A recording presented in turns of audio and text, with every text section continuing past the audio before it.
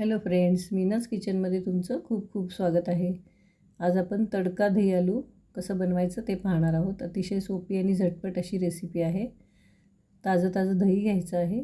त्यामध्ये मिरची पावडर, जिरे पावडर, थोडंसं काळं मीठ आणि साधं मीठ टाकायचं आहे आणि क्रश केलेली हिरवी मिरची टाकून घ्यायची आहे. त्यानंतर उकडलेल्या बटाट्याच्या फोडी करून टाकून घ्यायच्या.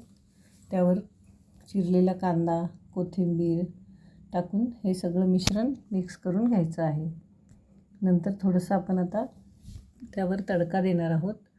जिरे, लसूण घ्यायचं आहे भरपूर. त्यानंतर थोडीशी लाल मिरची पावडर टाकून हिंग, हळद आणि कसुरी मेथी हे सगळं टाकल्यानंतर अतिशय स्मेल छान येईल कसुरी मेथीचा. हा तडका आपण ह्या दह्यावर टाकून घ्यायचा आहे आणि हे मिश्रण व्यवस्थित मिक्स करून हे भातासोबत किंवा पोळीसोबत कशाही सोबत अतिशय छान लागेल. तर तडका दही आलू आपलं तयार आहे. आणि अशाच वेगवेगळ्या रेसिपींसाठी तुम्ही माझ्या चॅनलला